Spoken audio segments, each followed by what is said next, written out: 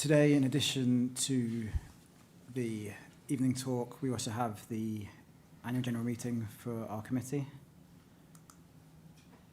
This will cover a summary of the work undertaken over the previous year by the current committee and also an introduction to next year's committee before the main event of the lecture by Chrysothemis. So firstly, I'd like to give my thanks to the hard work done last year by my committee. We've achieved, in my opinion, a lot of good things with a very solid, small group of people, and it wouldn't have been possible without their help. Here on the screen are the management board of the committee, but in addition to this, there are 20 or so additional people who've also helped out through the year. Some of the highlights of this year: we've held 4 in-person lectures, 4 workshops. We've had online seminars, online joint lectures and workshops with other international committees. We've hosted the first in-person BTSYM conference since 2019. We've held site visits, taking young members around, for example, on the picture here, HS2. And we've also, as for the last couple of years, helped out with the World Tunnel Day 24-hour live stream. Other key activities for the committee have been university visits, international and domestic, helping out at the design and construction course at Warwick, and helping generally with the BTS events in addition to our own. In addition to the committee's achievements, I also feel it's proper that we celebrate the achievements of you, our membership. So this year we've had a number of awards gone to BTSYM members. These include the Doug Allenby Medal, which is new for last year, which is for demonstrating commitment to the industry and significant impact or input on a project and or team, which was won in its inaugural year by Ignacio Tognacini, who also was the winner of the 2021 NCE Young Tunnel of the Year. Other awards have gone to Christopher Barrett for his paper on the planning and construction of Mainline Tunnel B connection tunnel for Thames Tideway, for which he won the Harding Prize Medal 2022. And another achievement of membership is we've had one of our members elected to the ITAYM steering committee for the next, I think, 2-year term. I would now like to hand over formally to the incoming chair for the 2022-2023 period, who is the man sitting next to me, George Dulcas.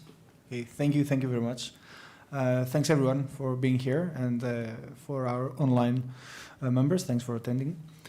So, for my behalf, I've been sub-chair for the personal development subcommittee last year, and yeah, it's been, as Alistair has presented, a very successful year. Thanks everybody in the team and the wider BTSYM group for the effort.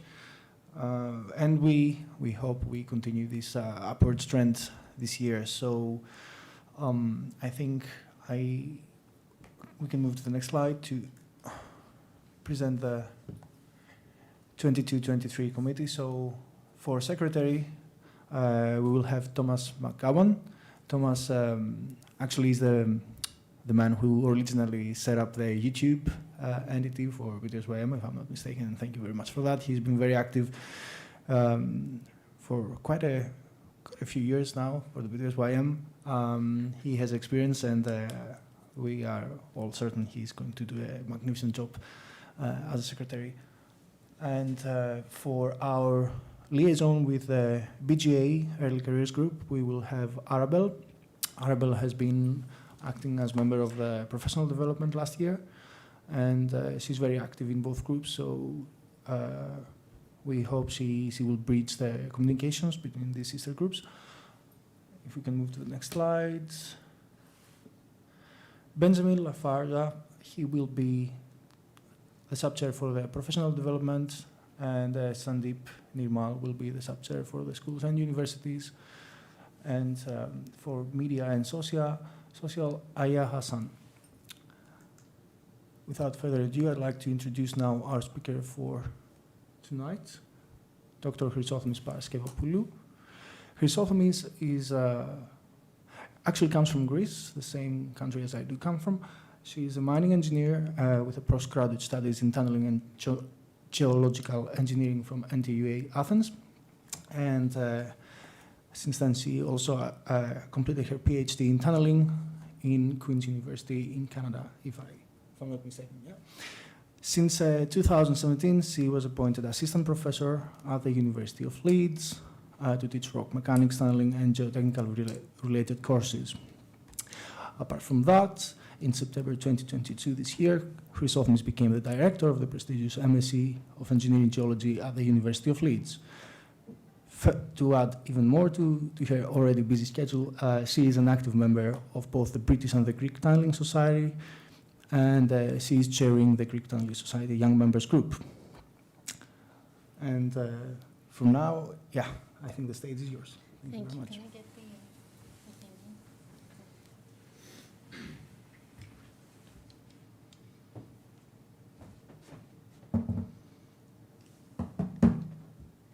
So thank you for the introduction, ladies and gentlemen. Good evening. So today I will be talking about rethinking tunneling and underground engineering and how we can adjust our current practices to the new norms. So before I start, I think I want to acknowledge all of the people that they have contributed to the works that I will be showing to you from my group, my students, past and present, and internal collaborators from University of Leeds, and also external collaborators from industry partners to research institutions and other universities worldwide. So when I was asked to give this lecture today, I realized that on this day, 5 years ago, I gave my first lecture at the BTSYM series, and it was about time-dependent behavior.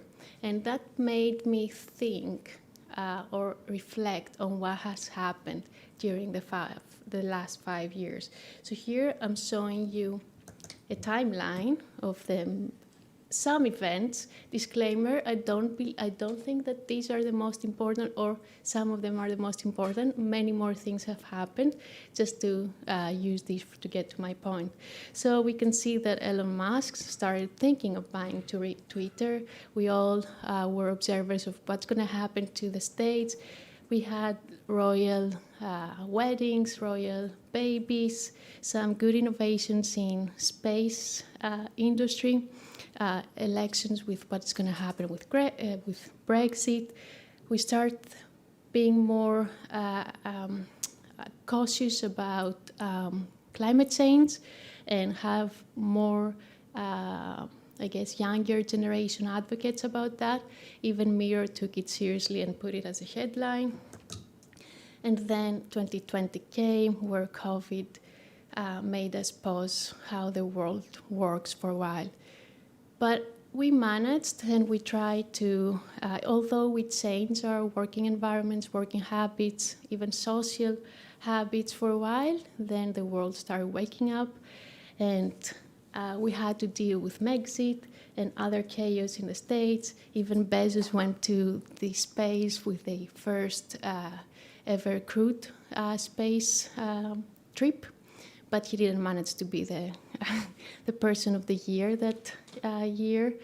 Unfortunately, we did lose the Queen, passed away, but Prince Charles ended up being the King of the UK, and that all reminds us that hope never dies. And afterwards, we also saw how we were changing PMs with search, and Elon Musk ended up buying Twitter. But most importantly, I got married. That was the highlight of my 5 years. So, but seriously now, we have learned to adapt and showed how we can be resilient as human beings. So my question to you today is how our infrastructure, referring to underground obviously, can be resilient and sustainable and adapt to the new norms.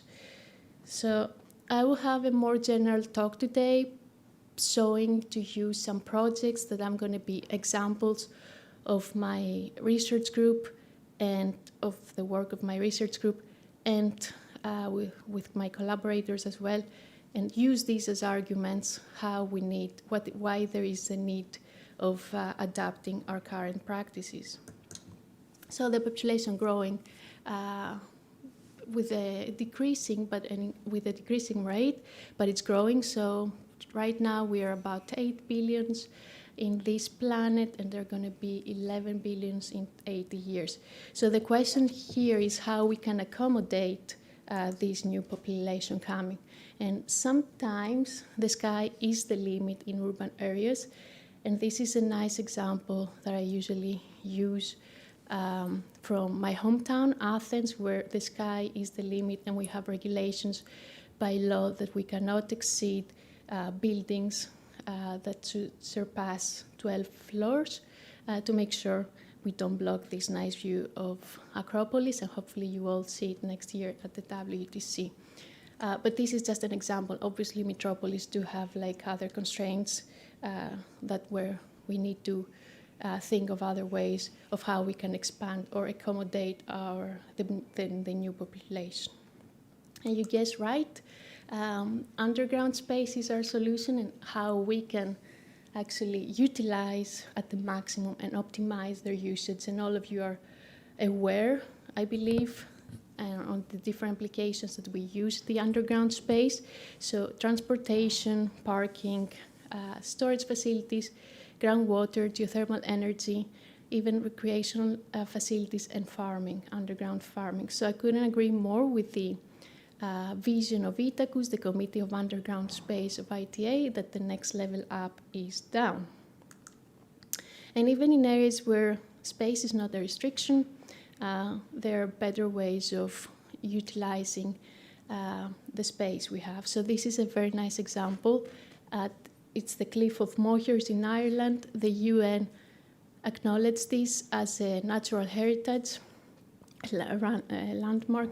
So they thought to build the visitor centers underground, and you can see how it looks outside and from inside as well.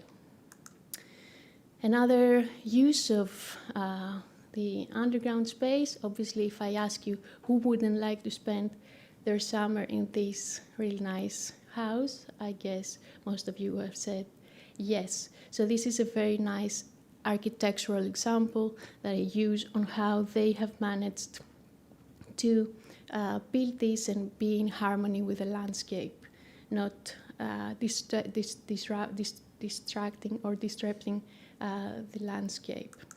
And if we think also of the benefits that we can get out, this is a chart that I usually use again, showing the total energy demand in an underground and an above ground, the same structure. During the yearly months, you can see the benefits. Orange is with the above ground, and underground is with the green energy demand. So there are a lot of benefits.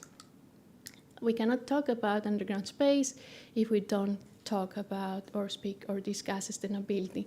And sustainability is a concept that exists for many years now, from ancient years, I would say. I won't go through all the definitions and how we can observe its existence. I will just stick with what the World Commission on Environment and Development back in 1987 defined as sustainable development. So it's the development that meets the needs of the present generation without compromising the ability of future generations to meet their own needs.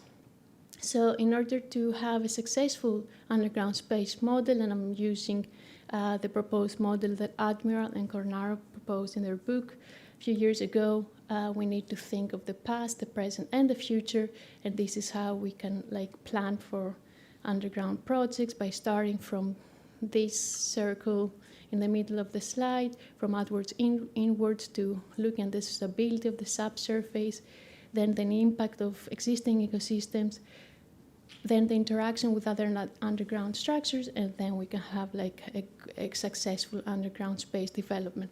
And some of you might have been tired of looking at these colorful boxes, but either we want it or not, this is where we are moving towards this. Whoever hasn't seen it, which I believe there is none, are the United Sustainable Goals introduced by the United Nations back in 2015. You can have a better understanding with their definitions and specific goals that they, or aims that try to target. If you visit the Atlas of Sustainable Development Goals. So if we look at the underground space, we also need to think how we can achieve this or target these SDGs. So I talked about underground farming, and some of you might already know these examples. This is the above one is from Switzerland, in a mountain in Sargans, which is like southern of Zurich, 1.5 hours. And then below it's the growing underground, actually in London, which is like at the below the Northern Line near Clapham, where these tunnels were abandoned World War II shelters, and now they have been reused doing vertical farming. So if you haven't visited them, I would encourage you to do so. So from first instance, okay, let's see which goal it targets. It targets the zero hunger. We can think of facilities like that in remote areas or areas where climate doesn't allow for specific farming, let's say, and we could target zero hunger. But in parallel, we also target sustainable cities and communities, responsible consumption and production, and climate action as well. I talked about underground housing or semi-underground. There are a few more examples, again in Greece and one in Switzerland. And if we think of the SDGs, how what they're targeting, they're being targeted, we can have all of these. So affordable and clean energy, sustainable cities and communities, responsible consumption and production, innovation, climate action, life on land, and partnerships. Like, we cannot achieve these goals if we don't find the right partners. And I have been using this poster. I have printed it and put it on my office door for everyone to see it, because this is a very good example how these SDGs, with the things that we end up doing as underground experts, we can actually target. So this is a collaborative attempt from the Geological Society and a few other organizations to actually makes us visualize how these SDGs can be achieved with what we do every day. So this is the results. These are the results of a project I'm working through Itacus. We examined 30 underground projects categorized in 6 main groups. So transport and commuting, energy, geothermal, storage, recreational, housing, food and beverage like wine shelters or underground farming. And we saw from these 30 only projects that most of these SDGs are being targeted. And this is how you read this graph: is 62% of the projects examined can target SDG 3, 7, and 11, and goes like that. I'm sure if we, like right now, we're examining a few more to increase this database, but we are pretty sure we can target everything. So let's start thinking of designing these underground projects. And usually what I ask my students during my lectures or before I start talking about underground space is to tell me what makes these places unique. So we have here from left to right. Yeah. We have like Tinos Island, the Cliffs of Moher in Ireland, and Grand Canyon. And then I follow up with but challenging to engineer, right? So after a while, students get it. So it's geology that makes them places unique but challenging to engineer. So taking you back in time for a while, just to put your minds into my concept, let's say, we can see here the economic growth and transport infrastructure evolution. So within or at the end of the Industrial Revolution, we can see how railways, roads started to picking up the construction. And I have pointed out 2 year dates here. 1808 was the first actually ever published book, Engineering Geology, by Sir William Herning Penning, and he was British. And 1925, the Austrian Karl de Jargy, academic professor that spent most of his life in Harvard, wrote the Soil Mechanics, Earthbound Mechanic book that we all reference. So that showed the need that we need to understand geology in terms of engineering. So here I put another graph together to understand where we are at today. These are, it shows the lifespan, average lifespan of different infrastructures. And these are data taken from standards, so British standards and Eurocode, showing how we design our infrastructure. So we have roads, quarries, railways, underground mines, obviously it depends on the commodity, bridges, buildings, dams, tunnels, and nuclear waste repositories. And if we look closer to the data, we can see above, on the above graph, the age of American infrastructure.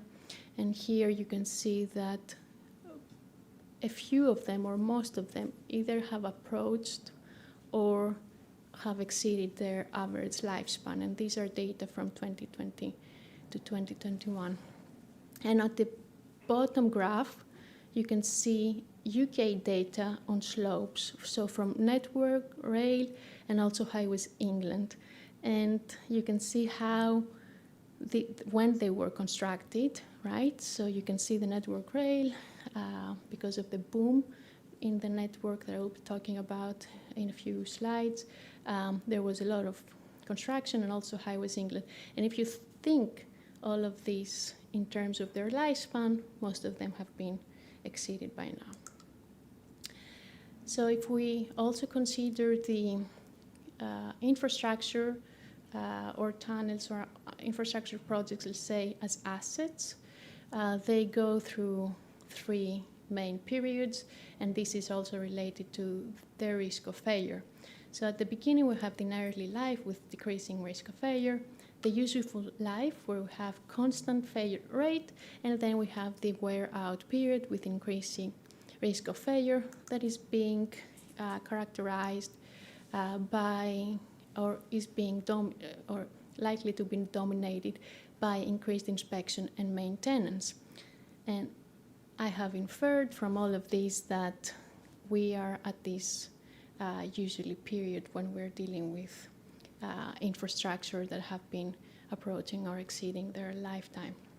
So the solution, do nothing, is the most expensive, and we should avoid it.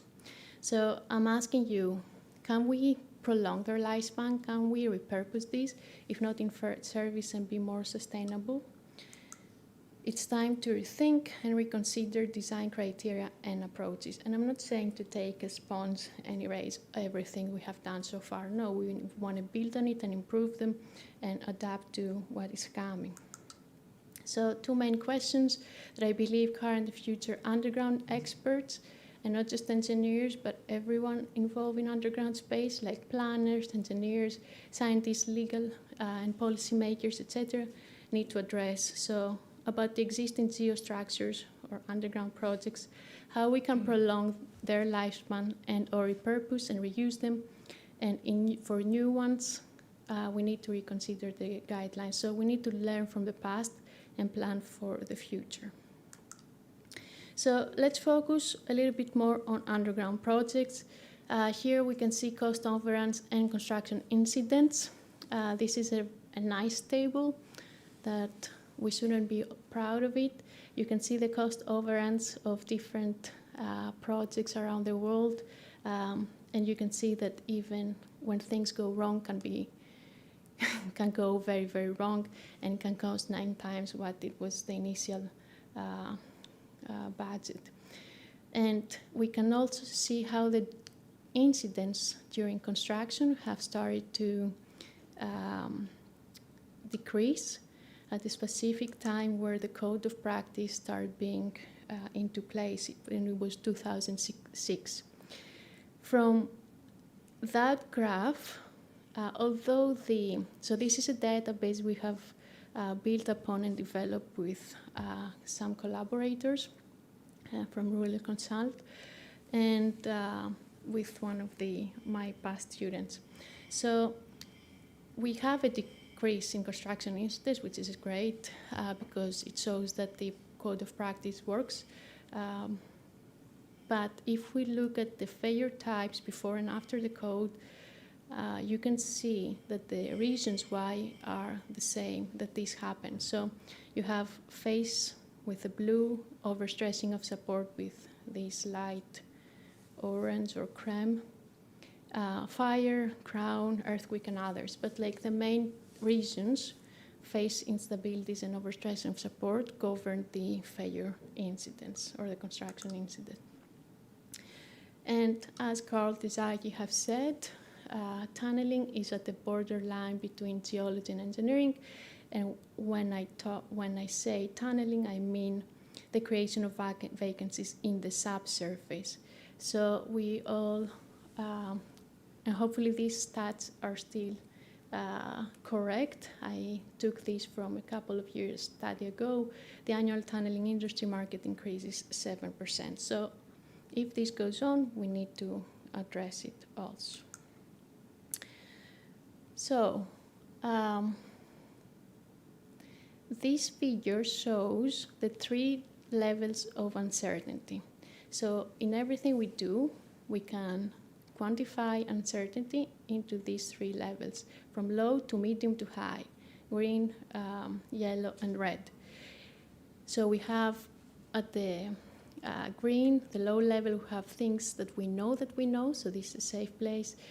Then we have things that we know, but we don't know them. And then things that we don't know that they exist. So we cannot reduce that third part of uncertainty, level of uncertainty. If we translate this in a tunneling scenario, we would end up having at the green level or the low level preliminary alignment and depth with a basic geological scenario and use any past experience in the area. Then we will have intact and rock mass parameters from testing, structural features, again from observations, field observations. We can assess the geomechanical behavior, the in situ stress regimes, time-dependent characteristics. We can do testing on this, but we don't always do, okay? Or like identify or define. And then we have geological anomalies and discrete hazards. So the biggest hurdle to overcome is to reduce the level of uncertainty you need to have. And these are graphs that were initiated by Carter back in 1992, showing how the risk of the unforeseen problem can decrease when we increase the information, the geological information. Excuse me. And by increasing, we need to invest to it, right? So we would increase in the cost. There is an optimum expenditure where the risk is manageable and the cost is also okay. And depending on the scenario, others researchers have developed this further, and due to the geological complexity, different GI strategies can be adopted, and also can be also quantified more specifically as well. So I'm going to take you to Andes and give you an example how this can be quantified. So let's say we have this semi-realistic problem. Here is, we want to excavate this tunnel in Andes where we are dealing with diorite, so relatively good rock, but when it's altered, it can have different behaviors and a fault zone. And if we knew the geological information in advance, it would be easier for us to identify these geotechnical units. So you can see 9 units on your screens. This is how the tunnel will behave, knowing the exact geology. And if we know this information, we can model it, we can simulate it, we can see how the material will behave, and then we can assign and optimize our support system. And this is what we see on the table. If we know the support measures, then we can have a better cost assessment. And here on this figure, you can see, regardless of the road, rail, or utility tunnels, what is important to remember is that the excavation and temporary support governs the construction cost, which covers around 60 to 70%. And if we want to look this a little bit closer, we can see also that the excavation cost, the way we're doing benchmarking, usually is stable or constant or doesn't have too many deviations, but the support cost governs the whole construction cost. So if we know this, if we know how the material behaves, then we can optimize our costs as well. And in this scenario, we ended up having a tunnel of 105 million pounds. So if we reverse this scenario and we say, okay, let's think of 2 that we don't have the whole information there, the geological information. Let's have 5 geotechnical units and 7 geotechnical units, and do a GI strategy of 3 boreholes and 5 boreholes respectively. Then we can see how difference that this makes into our cost overruns. So here the cost overrun, the scenario 1 with a lower GI or geological information is up to 50 to 16%, and then we ended up reducing to 10%. There might be some overruns, but it's like the question is how. And if you put all of this data to Clayton's graph that relates the cost overrun percent with the GI cost in million pounds, you can see that a small investment in GI can reduce the cost overrun significantly or modulate significantly. So showing these scenarios to you, the question is here how we can reduce the uncertainty. We said the red or the high level is constant, cannot be reduced. It's there always. We have the low level and we have the medium level. So how can we obviously increase our low level uncertainty? By understanding our materials and by doing testing and investigation. So I will take you now to Greece, and we will look at the one of the Egnatia highway tunnels. This is a highway that connects the Europe to Asia, or the other way around. And this is a highway that has more right now 70 twin tunnels, I would assume. It keeps increasing. So we will be focusing on a specific one, Agnadero tunnel, that has been excavated in this formation. It's a system of lithological units, siltstone and sandstone, molasse is called. It's before orogenesis, and it has total different behavior depending where you see it, at like above ground or underground. So how do we deal with these variable behaviors? We can do probabilistic analysis, and this is a work that we have done in the past, taking all information. This is already constructed, right, from the data, and try to see how we could optimize it. We have a lot of data, we have a lot of lab data, structural data, and we did probabilistic analysis. First of all, we need to, and where we start, we need to understand our lithological unit types. Here is where geologists need to do their best and describe the different lithological units, because it might be one formation, but the lithological units could be more. So after that, we do statistical analysis. If we have lab data, and in this case from borehole data, there were a lot of lab testing and trying to understand, based on the descriptions that geologists have put in the samples, how they behave in engineering, and putting like numbers into geology here.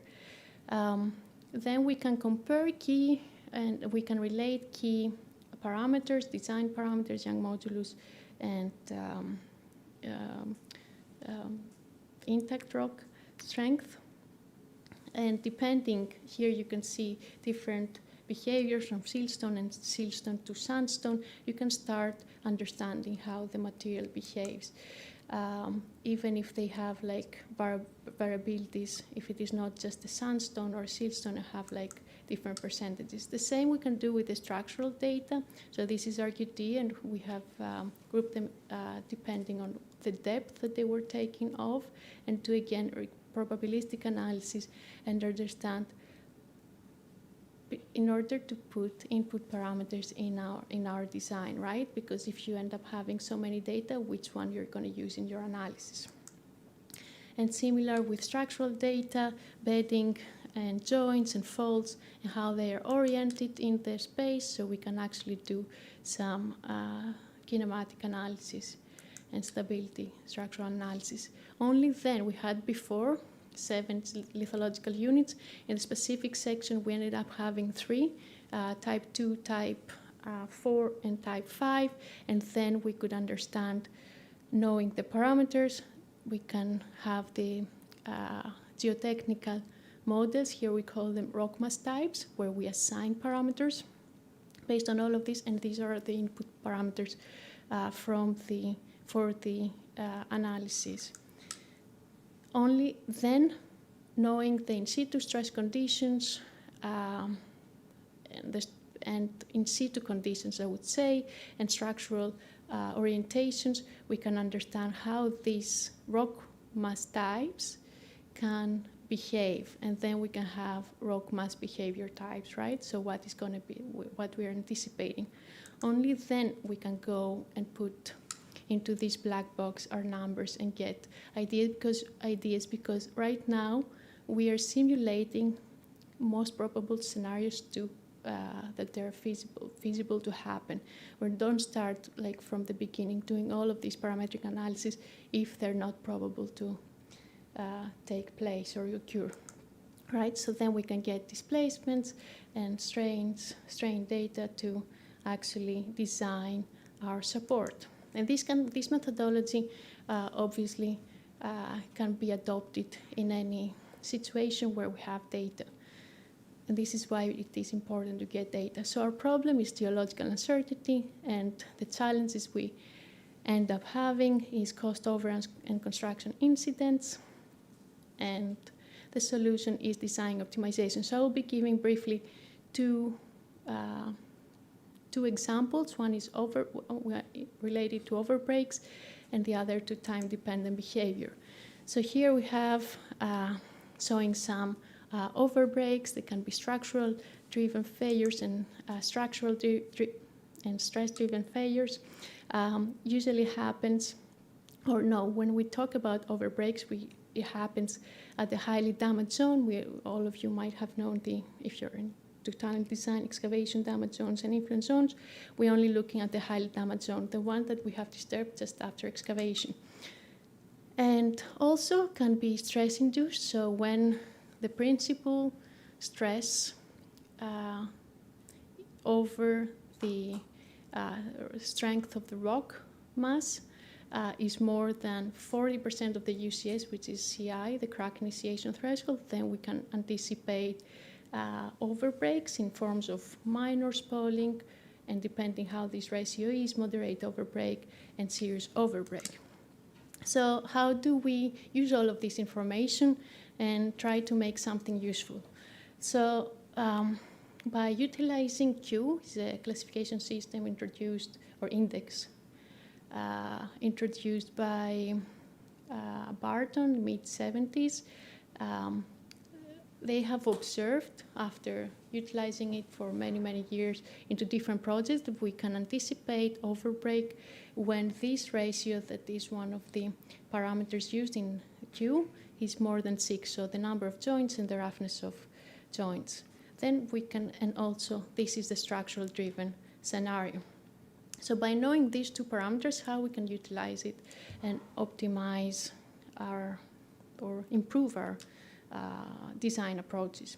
We can do parametric analysis here, and we can actually try to simulate scenarios that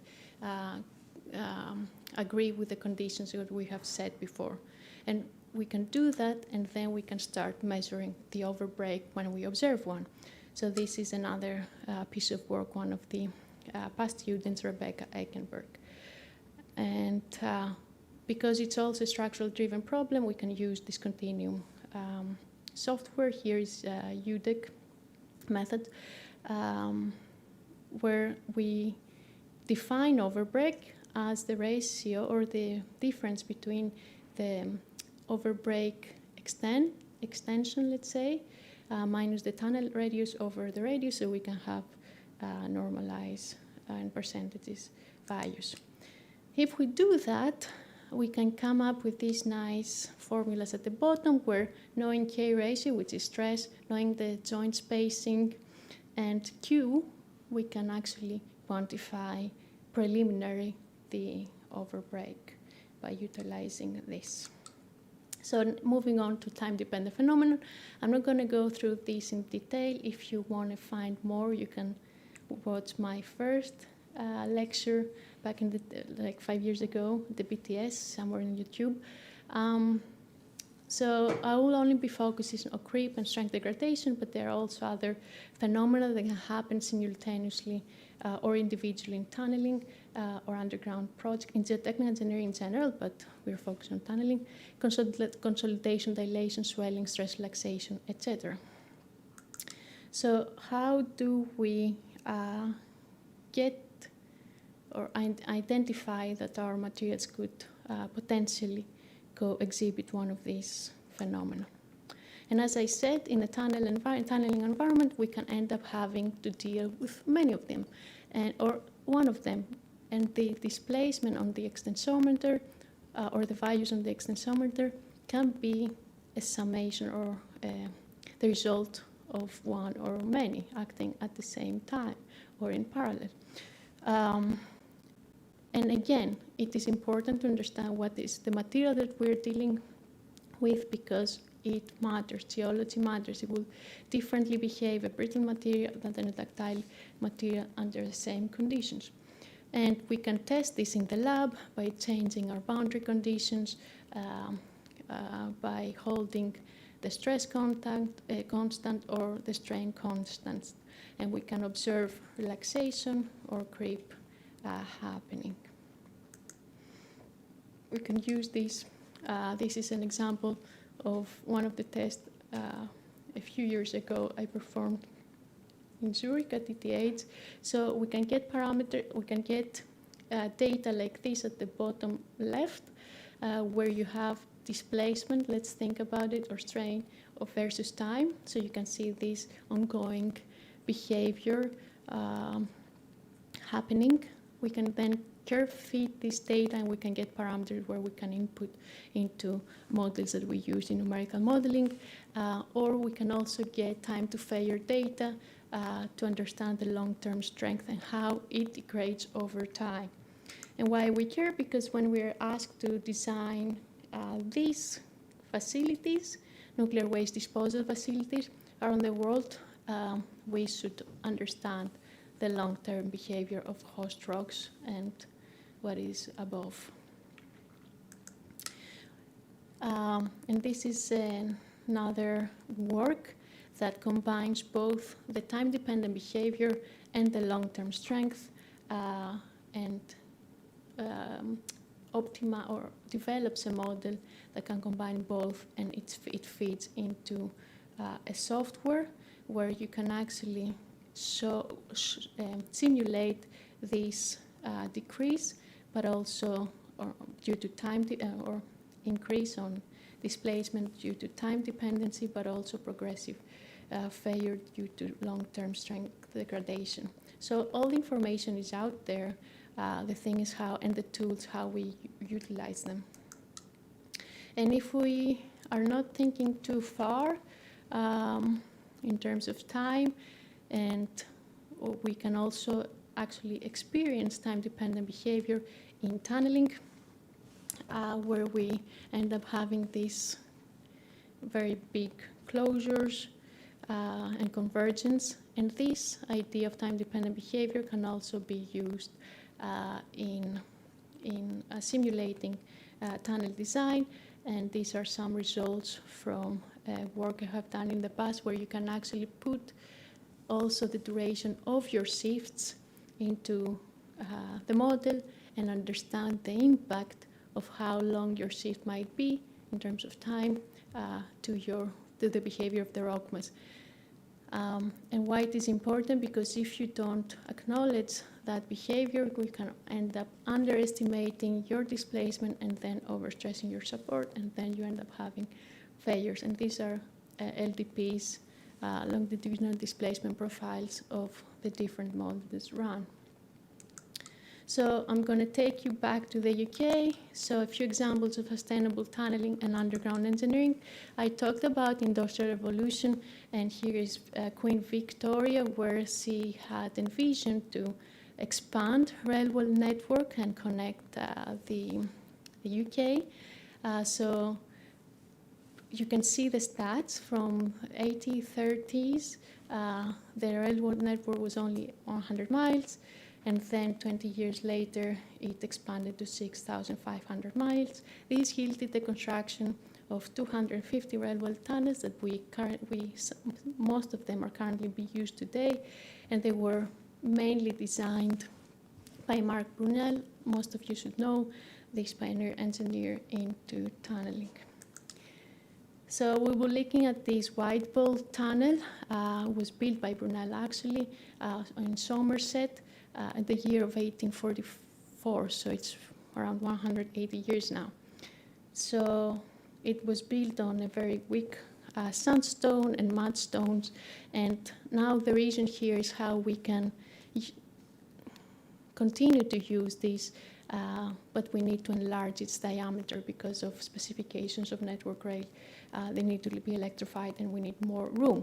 So there are machines out there where they're called tunnel arrangement machines, where you can actually utilize like a TBM where it progresses. So our concept was how we can numerically simulate all of this process in order to understand how the material, the tunnel around will behave during this construction. And we did 3D modeling with different excavation rates, different lining thicknesses, and we got some results to show that this can be done. Another thing, and again with the Victorian tunnels and how we need to move and adjust actually to the new era, I call it digitization era, how we can utilize existing technologies. So here we are working on a project with Jack Smith, one of my PhD students, on the stability assessment for these structures, that they're also heritage, our British heritage. So maybe he's trying to make our work relevant by putting out of the equation the manual defect marking. Some of you would argue that. So this is how the tunnel inspection happens until we can improve the stability of the tunnels. We have a tunnel site inspection, then the manual defect marking. This is what we try to optimize and automate in this project. Then there is the defect of severity of codes. Then whole thing is complete, decision on urgent repairs, and long-term structure plan edited. But from this process, the manual defect marking is time-consuming. So how can we use our remote sensing techniques and build and develop algorithms that can do that for us and save time? And also, it's safer. similar with identifying structural features by utilizing, again, these technological techniques, remote sensing, LiDAR, photogrammetry, where you can actually identify planes and then joints and other structural features in tunneling. It takes place in above ground structures or slopes, but we haven't exploited these right now in our current practices in industry, I mean, not research, as much as we should. And then we can understand the stability. And again, this is more safer to assess the stability of a tunnel, especially if it's abandoned. And we also can use this new machine learning method, or they're not new, the machine learning into, we saw the tunnel scale, now we're going to lab scale, where this project, this student, Alex Corey, created a data set from testing UCS, point load, Smith hammers, the same rock type, a sandstone, Woodkirk sandstone, and managed under different conditions and try to see if by utilizing machine learning methods, neural networks, and transfer learning can predict the strength conditions, and that was successful. And finally, I'm going to leave you with this, how we can repurpose abandoned underground mines for geothermal energy in the UK. And it's not only targeting SDGs, but also our UK net zero strategy. And there are a lot of areas in the UK that due to mines, then the cities were built and how now they're abandoned. Most of them are flooded. And the question is here how we can utilize these existing spaces in our own benefit and our society's benefit. So this isn't the case of Leeds. It was a project with BTS, Coal Authority, and again, a few people from Leeds and Alex Connolly, past student. So we can getting the information of like the different temperature of the different depths that it's available, and these are nice paper from Faretal you can look at. We can start and with the data of the mines from Coal Authority and the ground model, we can start that was developed based on all these available data sets. We can start having an idea of the volume that is there of space, and then start making feasibility studies if that was utilized, how much we can even store or produce heat energy. These are some results of the mine water temperature around Leeds area, city center actually, depending on the thickness of the coals, and this is where Coal Authority gave us data to be able to estimate that. And then assuming a very favorable scenario of these voids are flooded up to 70%, we can start thinking what is the available thermal energy in that kind of a system. And we have 300,000 households in Leeds. If we do the maths, we can generate heat for quite some, a few or many households in area. So to finish, take home messages or message, just for you to keep reminding yourselves these two points, what we do with existing underground projects, how we can prolong their lifespan, or we can repurpose them. And when we design new, how we can design these with adjusting to the new norms, to the new perhaps lifespans, to start thinking, okay, today this is going to be accommodating one need. Maybe in, I don't know how many years, maybe it can be repurposed for something different. And these were my references and all of the work that we have been doing, as I said, in Leeds.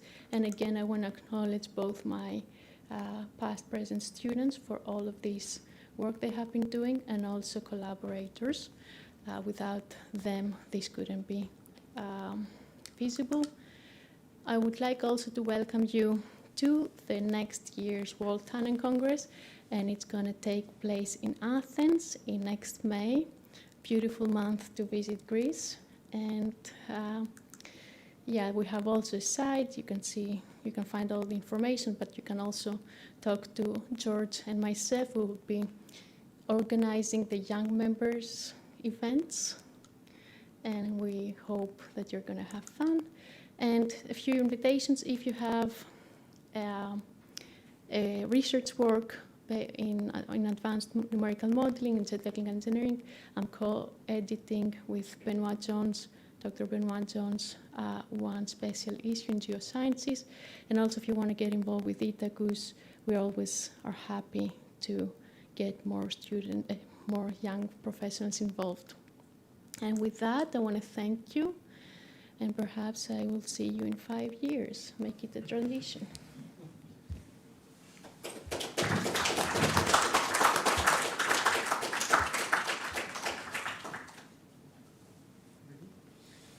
Okay, now it's time for questions. We will have a couple of handheld microphones, so if anyone is like any.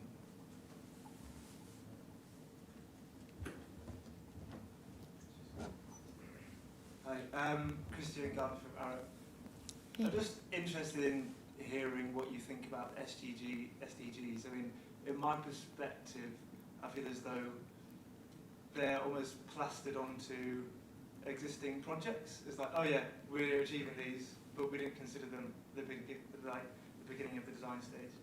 Is that something? You mean now? If Yeah, you were so- designing a project now or before? Yeah, so is that now a thing that you're seeing industry do? You know, are they considering SDGs and benefits, sustainable benefits? Yeah, I think there's a big gap of saying targeting SDGs and quantifying and actually having metrics how these, or we do it on carbon footprint if we can, but like there is a big gap. So it would be very nice if we could quantify a little bit better how these SDGs can be, besides being targeted, how and what is the actual benefit. And this is a big gap that everybody, I think, is thinking. Some people, or I know it's marketing-wise, people just put them to say we're ticking the box, but that's not how we should approach this. Yeah, no, I agree. I'd really like to see the value of what underground space is achieving versus, you know, the other options in terms of the SDG. So that would be useful. Yeah, we're working on that in ITACUS.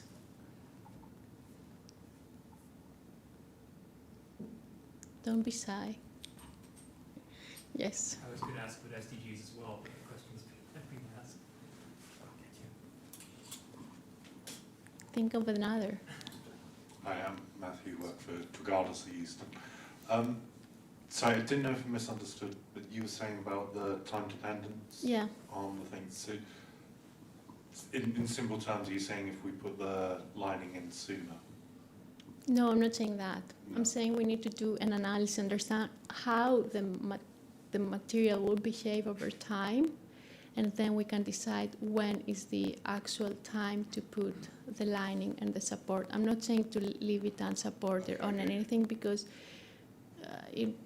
but like putting it too fast might also end up destroying your support system, right? So we need to allow it. Then there are systems where you can do that. You can allow the formation to happen. Thanks.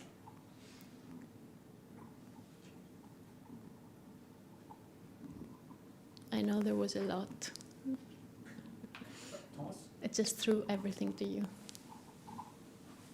Well, there you go. Don't make it not that difficult. Well, I wouldn't dream of it. Thank you, Chrysothemis, Tom McGowan, Betty Consulting. Very nice to have you back. I think one of your topics 5 years ago was how do we make academia and the industry kind of share knowledge a bit better. And one of the things that I observe is that if you're trying to do something better, we often as engineers kind of just default to the code or kind of whatever's available. And I'm wondering if you've had any new insights over the last 5 years on how the industry could more efficiently use cutting edge research coming out of universities. Yeah, I think partnerships should be one solution to that, and like industry partners work with academia closely, as I'm trying to do. To be honest, I find big benefit on that, and also recruit graduates. Make our graduates employable. The future generation. They don't be afraid. They have good ideas.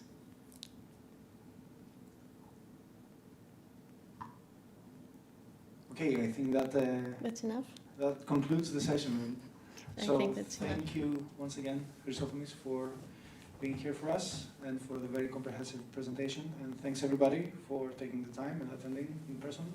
We're looking forward to see you after and have maybe a catch-up drink or two. Yeah, we have some slides. So you have a. Okay. Let's improvise. Take a stand. I'm afraid I have some. So, right. So announcement slides. I'll just use this one. Harding Memorial Lecture. Why did that happen? Failures below ground, delivered by Mike King. In a couple of weeks' time, Thursday, the 17th of November. In person at, I see here, first floor, top of the theater.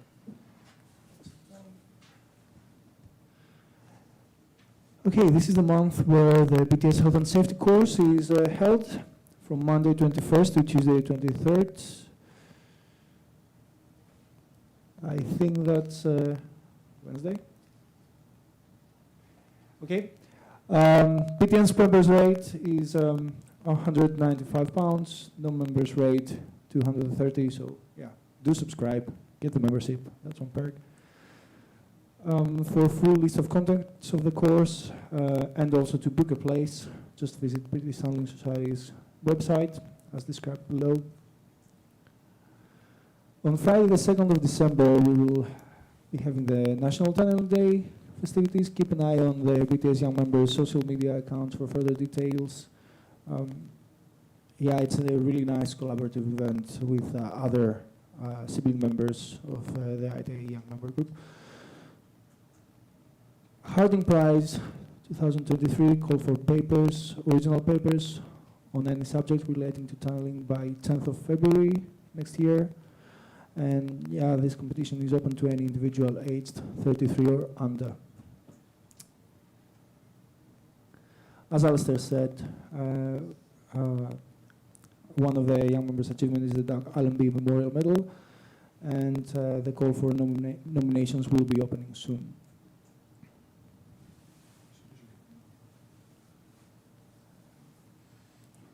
Okay, regarding tunnel skills, Alistair, can you help on that?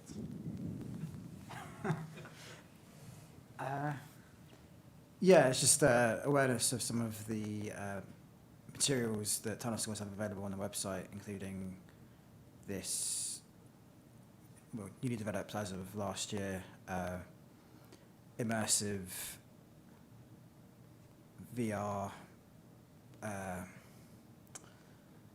what the correct word is, effectively software that you can download and view to help provide learning, especially to non-technical people, in terms of what it's like to be within a tunnel. And it's just, yeah, an advertisement of such resources being available on the Tunnel Schools website. Okay, thank you. And yeah, scan the QR codes or visit us and connect with the Young Members Group in the social media accounts. Again, we will try to have an exciting year ahead. So thanks again for coming, and let's catch up. Thanks.